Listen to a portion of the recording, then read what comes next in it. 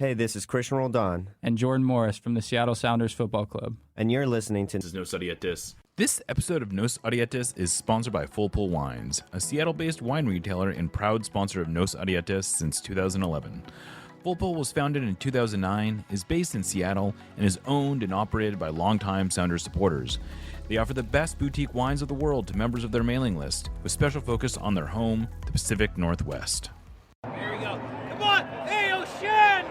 Let's go! A sideline fry! The Seattle Sounders have done it! MLS Cup winners! Here comes Rodriguez through the middle to crown it for Seattle! And now they truly can start the celebrations. It's the Sounders MLS Cup. Nicola leaves absolutely no doubt! The Sounders rule the region! Seattle Sounders is going to They've scored! They've scored! Finally! This feels fucking awesome. This is a tiny dog. Is that what you young people call twerking? That copycat says cheated. You wanna win? This is the Seattle Sounders, bro.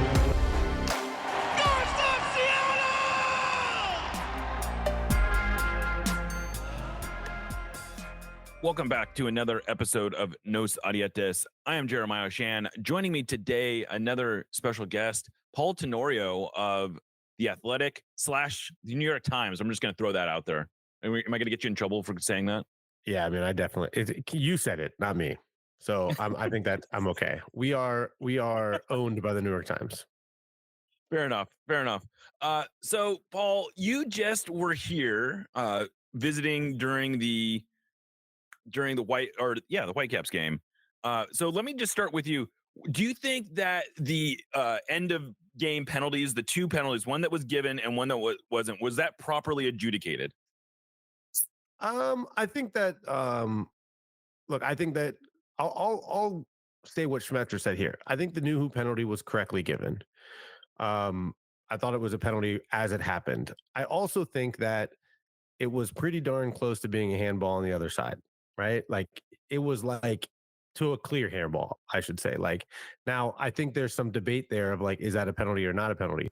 But I totally understand why the Sounders and Sounders fans would feel like it was inconsistent, which is my biggest pet peeve in refereeing. Like, if you're going to call things a certain way, call them that way the entire game. And I think that would have been that for me was what was controversial about that penalty call.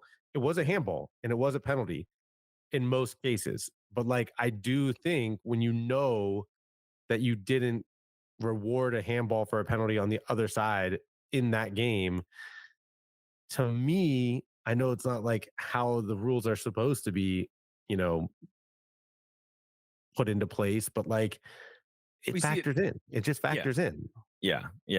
I tend to agree with that. And I think what, at least for me, and I do want to talk a little bit about the way VAR is instituted, because you and I talked about this after the game. But to me, it's even more glaring when you have a third party who is being asked to step in. And in one case, they didn't step in. And in the other case, they did. And to me, if it's like, if you miss it on the field, if you see it differently on the field, that's more excusable than there's a third party who's watching multiple replays and says, no, this is a penalty and this one isn't.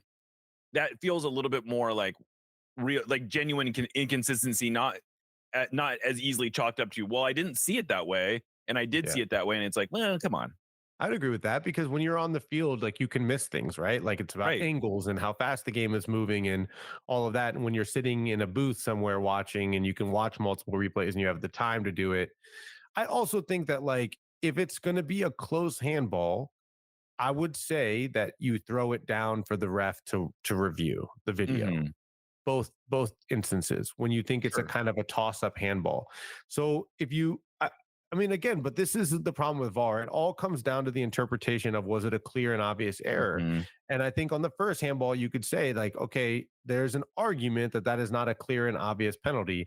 Whereas on the Nuhu one, I think it's a much harder argument to make. Okay. But that comes down again to subjectivity. Like a lot of people might say, no, it was a clear and obvious handball the first time around. Like it hit his hand, it hit his arm, like Mhm. how so like this is the issue with VAR. It'll always be the issue with VAR. But to your point, I think that the debate becomes a little bit easier to stomach when a referee goes, "Look, it happened really quickly. I was down on the field. I felt like it hit higher up on his arm, and his arm was in a natural enough position." Whereas with Nuhu, he goes sliding in, his hands are above his head originally. Right. Um, I think that's a much easier pill to swallow versus like, well, this guy could slow it down on that first handball and see it clearly hit under his shoulder. And, Right. I get that. I get that. I totally do.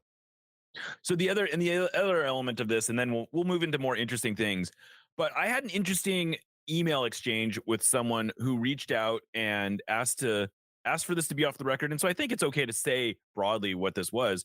But I was told that the way it was announced was, and so if you remember the way they announced this is one of the first times, or it's been as it happened a few times, but the way that it was announced was Rivas went to the center and just said penalty Seattle.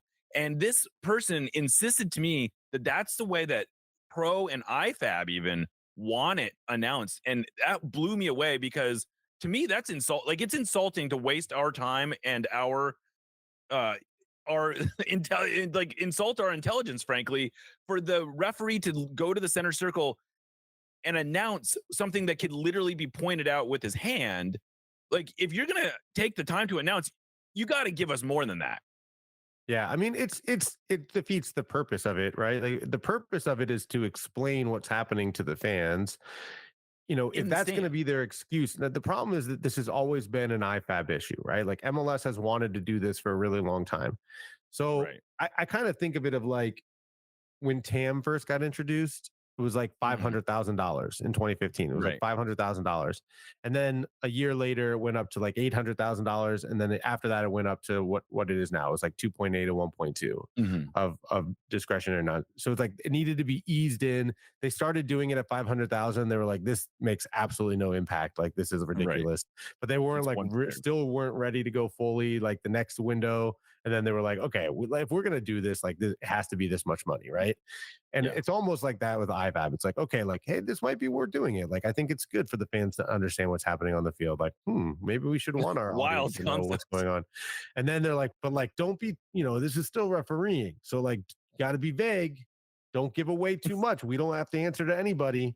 And eventually they're going to realize if we're doing this, let's do it for what it's supposed to be doing, right? Like, Yeah. the whole point of this is to explain to the fans so they understand what the call is, not what the call is in the literal sense, but like why it was interpreted that way, what it was that the referee saw. Otherwise, just point and whistle. I agree. Just point and whistle because it's the same thing. It's the same thing, and it's ridiculous. And anyone that tries to make an argument that is what it's designed to do is not doing so in good faith. You can say that's what IFAB is telling us to do, and Right. sure, but if you're going to try to pass it off as like this is the intention of the change, like, come on, it's not the intention. Yeah, I agree with you. And to me, it's even you don't even have to editorialize. It can just be, number 5 Seattle was judged to have handled the ball in the penalty area. It's a penalty. It's his second yellow card, and he's now ejected from the game. Just give me the whole. Like, we don't need I don't need to. You don't need to explain why it's a handball, but just state the whole explanation. Totally. And like all you need to do, in my opinion, is you don't have to look that far for how to do this. Like, the NFL does it. Right. And there's a difference between the way that the NFL announces a normal flag, right? They get on the mic and say offside number 92, 5 yards, first down, right? Mhm. And when they go to instant replay and they look at the instant replay and then they come back and you get these like 30-second Right. explanations, like very detailed, of what they saw and what's happening. And the NFL evolved to that because they realize it's worth it to do it because all those people in the stands have no idea what the people back home know. So let's just give them the Right. information that you are used to getting when your team's on the road. Let's give you guys the same experience the best we can so that you keep coming to the stadium. And I I think it makes a lot of sense. But it's that is the point. That is the point. If you're Mhm. going to go to instant replay, tell the people what you saw and what you called, right? So like Right. upon review, yeah, number 5 slid with his hands in an unnatural position. The ball struck his hands Right. inside That the would be box, even penalty better. kick, and a second yellow card, and that's it. Like, and Yeah. it's not that big of a deal because that's what you saw. Just say what you saw and why you're Right. giving what you're giving. Yeah. Now, if the ref wants to add a little panache, they can say, "Look, if you go into a slide with your hands above your head, you're going to get called for a penalty every time. Don't complain to me." Don't knew who that tackle. Knew who. Right. Don't knew who this. Exactly. Well, so I don't want to. Your story hasn't come out yet. I don't even know if you've written it yet, but so I don't want to. I don't want to try to scoop your own story. But what were your impressions of coming to Seattle, and what was the idea of what was the intent of your visit? Well, the intent of the visit is obviously with the Sounders coming on 50 years. I think they're a really interesting story. As I work on this book that I'm doing, that's kind of about. I hate saying it's about the Messi effect. The Messi effect is a part of this book. It's about where American soccer is now, where it's going, and all of these things that are influencing this like really critical period of growth right now, this potential to grow. You got the World Cup, Messi being here, the Apple deal, the Copa America, the Club World Cup, the relevant lawsuit, all of these things happening all at once that can influence the way soccer looks in this country for a really long time. And Messi, I think, accelerated some of the conversations around the direction of the league. Um, but I think the Sounders are this really interesting example because they are evolving, having to evolve kind of who they are in this league because of the expansion of the league. But in the midst of that evolution, they have remained successful. So, they came into the league and it was Freddie Lundberg and it was immediately like a big name player, big money spent. And they kind of followed a little bit of that path, like over the next few years, right? You had Dempsey and you had Obafemi Martins and you had, I mean, in addition to like some of the really good core players, I think the Sounders were a great example of how to build a roster, right? Because it wasn't just the DPs. Right. It wasn't, I shouldn't say not just the DPs because like Ozzy Alonso became a DP eventually, but like it wasn't just the guys you went and bought. There were guys that developed into stars and And they're the first team to really mine USL for a significant. They had 4 or 5 USL players. They were the first team to sort of like plausibly be elevated from the USL too. yeah, I think like when I covered Orlando City expansion in 2015, like the Sounders did pretty much everything right in that expansion season. Like they nailed their expansion draft. They brought the right players up from USL. They had DPs who contributed and they hired Ziggy. And there's so many different layers to that, right? You hire Ziggy, but Schmidt sticks around, and that allows continuity from the USL team and the USL history into the MLS team, and it provides some context for the team to understand what it meant in the market. All of these different things they did right. All that being said, we've seen this Sounders team adapt and change, and really it's less even about adaptation as it is that the environment around them has changed so dramatically over the last 5 years. I mean, we've seen, or I guess a little bit more than 5 years now, but Atlanta United coming in 2017 and doing what they did in 2018. LAFC's come in. You can look at the way ownership is spent in Chicago, not as successfully, clearly. David Tepper is the wealthiest owner in the league. San Diego's coming in on a $500 million expansion fee. That team in Miami. Miami's doing what they're doing. How do I leave them out of it? And then you've got even like new ownership in Columbus that spends differently. Right. It's all changed. And I mean, Even a team like Dallas is out there spending $9 million on a transfer. Yeah. And so like, how do you adapt to that and stay true to who you are? And in the midst of that, I think, and this is the biggest part of, is that there's an expectation of success in Seattle because of the consistent success that the club has had over its entire history, that you have to adapt, and there's very little room to not succeed. And the line for success is the bar is set pretty high. And so I wanted to come and do some reporting on like what are the Sounders doing to try to adapt, because I think adaptation has to happen as this league evolves. Everyone in the league is having to change, in my opinion, and I think the league itself has this kind of really important moment where it's evaluating how it needs to evolve. Um, how are they doing so? How are they doing so in trying to stay true to their identity? And then also like what built that identity? What's allowed them to be successful for so long? How have they done it? And so my hope is that the story tells aspects of all of those things. Um, and I kind of came in with some ideas going in, but I tried to come in kind of with a blank slate and see what they told me.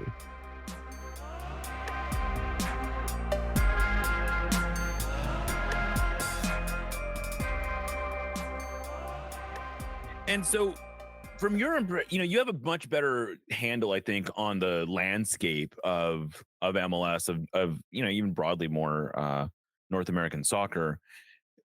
Do you feel like, from where you're sitting, the information that you gathered, do you feel like what's your sense of if the Sounders are doing an effective job of actually maintaining that place and maybe even pushing the line?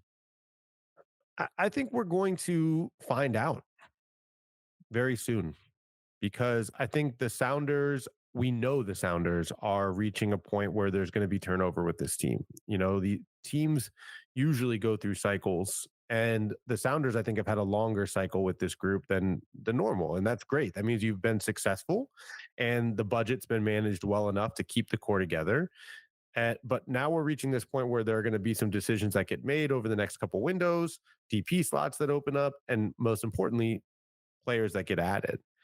And I think, to oversimplify things, the thing that has made Seattle so good for so long is that they've nailed, especially their big signings. There have been a couple smaller misses, or like guys who were like okay, but weren't great. But in general, when you look at the DP history of this team, it is very consistently good. And in this league, Probably for one of me, the that better is hit rates, right? definitely. And it's like that's the differentiator in MLS. Like if you miss on DPs, the Chicago Fire, I think, would be the exact example of opposite of the Sounders. Like they have not hit on a DP in like a really long time. And I guess you could maybe say Nemanja Nikolic because he won a Golden Boot, but like, I think if we're talking about guys who are game changers, which is how I think of the best DPs in this league, you can go through a much longer list. I mean, Nico Ladero is the best example for the Sounders. I think he came in at a time when Ziggy left, and it changed the team changed, right? And won a lot. So the DP choices that are coming up, the DP slots, that's going to be a big part of this story. How they manage that. And I think in the past, I think this is a credit to Adrian Hanauer, is that the people that work for the Sounders have been really good and they've been really successful. And it's not always the obvious changes. Like for me, going out and hiring Ziggy was a really smart move, but it couldn't have been an easy one for Adrian, for a club that is so much about their history. There were some tough decisions that they made. They listened to the fans and kept the Sounders name, right? That wasn't a given. And, Right. He went out and hired Ziggy, even though Schmetz was there and had been there and had history in the market. And, Schmetz stayed. And like, that might not have been easy for him to stay on the staff. And Ziggy kept him, right? Like Garth, Adrian was the GM and he went out and got a GM to oversee things, and not just a GM, but the best GM in the league. And, then you had a GM in Garth who was willing to, I think, to empower the people who worked for him. And Chris Henderson was a critical part of it all in scouting the players and signing some of the big names. His eye for players is really, really good. So all those things contributed to the Sounders' success. And now, I think that you look at what's going on now, like now it's going to be up to and by the way, I should also mention like Ravi and the analytics team, like to build that out before other people in the league had done so, and to listen and empower Ravi and his team at the time to contribute to player signings and player signing strategy. I don't want to leave that out because I think it's important. And so now there's been turnover there as well, right? Like Chris Henderson is gone. Yeah. Fagerway is gone. Robbie is gone. Almost everyone you've mentioned is gone. Right. So and now, not to put too much pressure on Craig Weibel, but like, yeah, like I think we'll start to see like how efficient is the process that has been put in place with that club over time. And I think that's the key is like if you can, the goal for any club should be that your process and your identity remain no matter who comes and goes. If you become too tied to any specific individual, then you're at the mercy of one person leaving and you're in trouble. And I think that's a credit to the Sounders that they haven't done that. But I think, we've seen enough people leave now that the question is like, do they have enough of the process in place to kind of manage this turnover and this changeover? And we haven't really seen one of the first steps of it because Pedro de la Vega hasn't been healthy. Right. And we'll see how he plays. I think he has the potential. I mean, we were there together for the Vancouver game. I thought he was a really bright addition when he came onto the field. He hit the crossbar. He hit the post. He was running all over the place. He was a very forward-minded player. That's what you want to see out of him.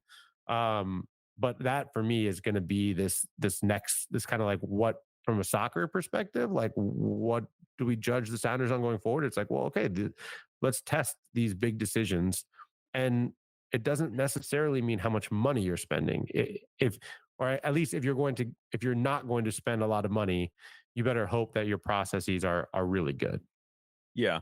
No, I think that's all very astute and absolutely fair way of looking at it.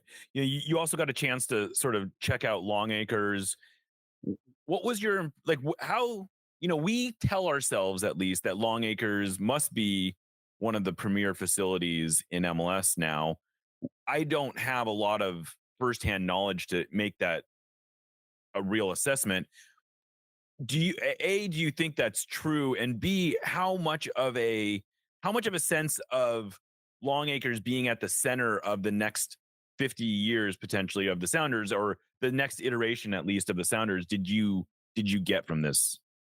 Oh, it's a huge part of it. And I think this is where I'm going to struggle not to scoop myself, but I think like in general, there's like this idea in sports right now that sports business needs to evolve to be more of a business, to be able to be this thing that can capitalize on a product, an entertainment product that a lot of people watch. And we've seen that. Look, that's not a radical thing for us to say because we live in the United States, and like that has been the way that it has worked in a lot of American pro sports leagues. I think the NBA changed drastically in kind of how they changed marketing their business and to kind of build out this whole culture around basketball. The NFL obviously is this business that just never ends.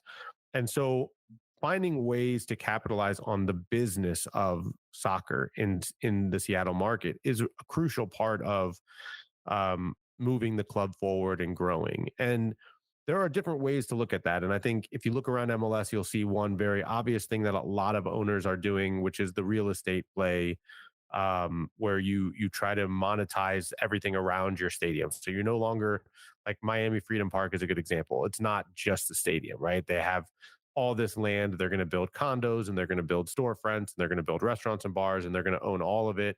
And that's going to be this thing that in hotels, it's just going to generate money for them around the stadium. And I live in Chicago. 15-minute walk from my house is Wrigleyville.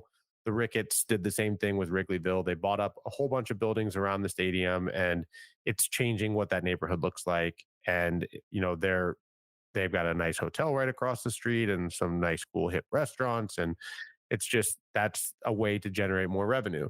So I think that's an important part of moving any sports franchise forward. And the Sounders are going through that. And I think the new training facility, the idea behind it is much bigger than just a training facility. And that's important. I also think I liked the facility partly because it's different. A lot of MLS feels, I don't want to say cookie cutter. It's not really fair. I get it. Like a team does a training facility really well. And then when it's time for you to build a training facility, you go visit that facility. I like this. I like this. I like this. All right, we're going to build it very similar. So like Atlanta and LAFCs, they look very similar. And, Miami is a version of that. And by the nature of the building that the Sounders came into that was already existed, it just looks Yeah. different. It feels different. And I like that part of it. I think it fits the Sounders. I think it kind of fits a little bit of how they think about the business of the Sounders and maximizing basically the resources that are around them in the market and taking advantage of moments to get in at a good price and to maximize what you can then do with the rest of the money you have or whatever. So I like that part of it too. I think I thought it was a really cool building to walk around. I got a chance to check out like, and this is an important part for competing in MLS. You know, some of it is spending as much as on the first team rosters. Some of it is spending enough so that when the players look at where they're going to be living and working day to day, you're competitive, right? Like if you're competing for a TAM player against Atlanta United, your training facility better be as good as Atlanta United's or Sporting Kansas City's or Miami's or LAFC's. So to have like the cryo stuff, to have the cold pools, to have the nice new weight room, to have an updated locker room with a big screen TV and all these amenities, to have a really cool place to eat that I thought was totally different than the ones I've seen pretty much anywhere else. I think the closest comparison to the players' cafeteria is Sporting Kansas City, where you kind of make it a place where like it's kind of cool to hang. But like Mhm. that's a part of being competitive in the league now too. So I thought a lot of positives around the training facility, and for me, what's cool is like the ideas of what could come. Like there's the train that runs there and stops right there, and what can you build up around it? Obviously, the Sounders are thinking a lot about that right now, but it's got the chance to be another kind of cool Seattle soccer spot. Yeah.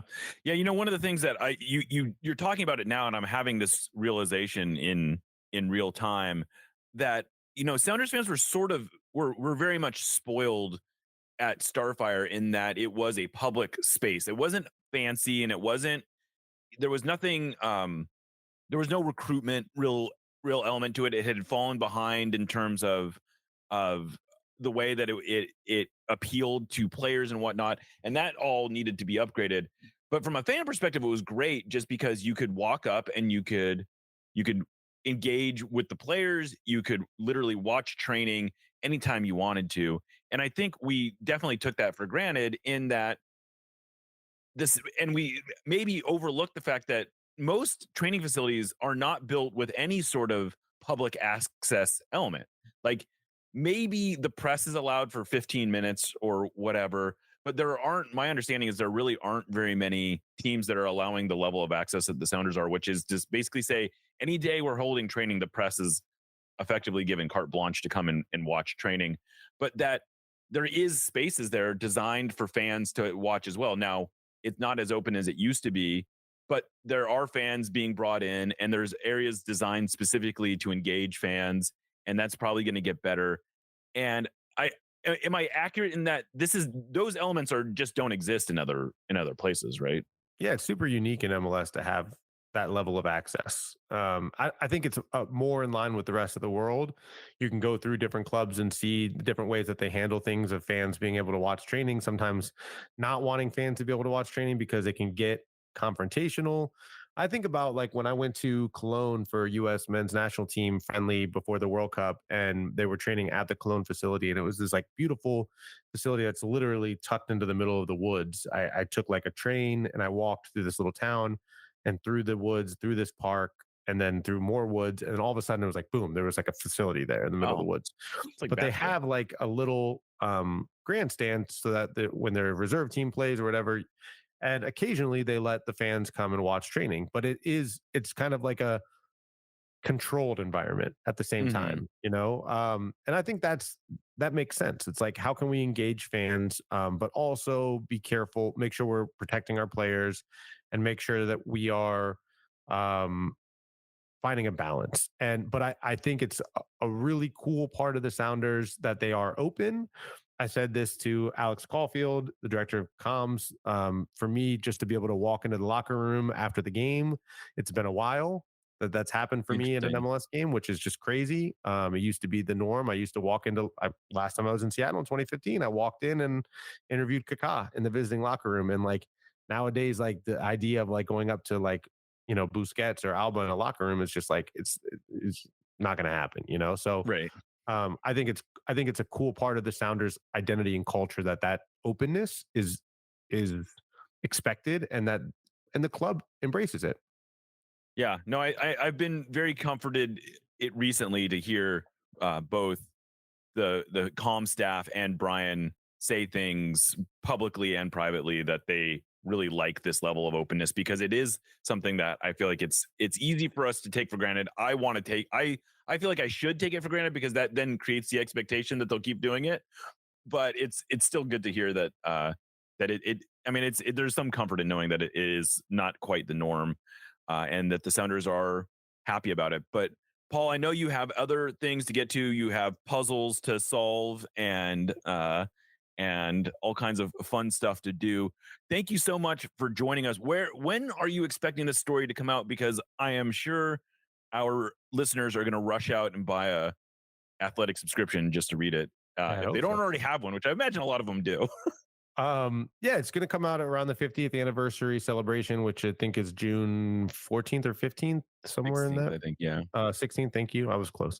You're very and close. I think that's like where I'm like filing it. Yeah, so it should run right around then. So keep an eye out for it. And thanks for having me on. I had a blast in Seattle. Appreciate getting to spend some time with everyone, and always happy to come and chat. So thanks for having me on the pod too. Yeah, you also have a book that eventually is going to come out. I know that's a long way off, but I do want to put it on people's radar. Be looking for this book. I'm genuinely excited to read it and to hear about it.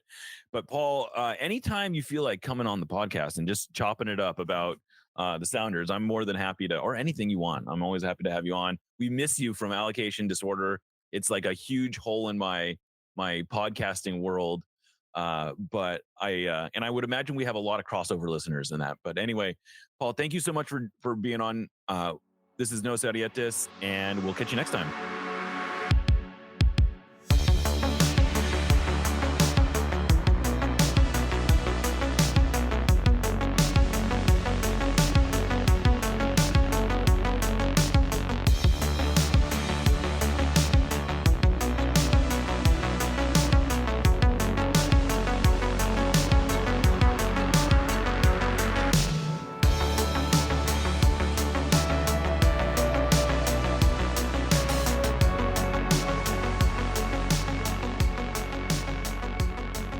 We love you. Let's win another one.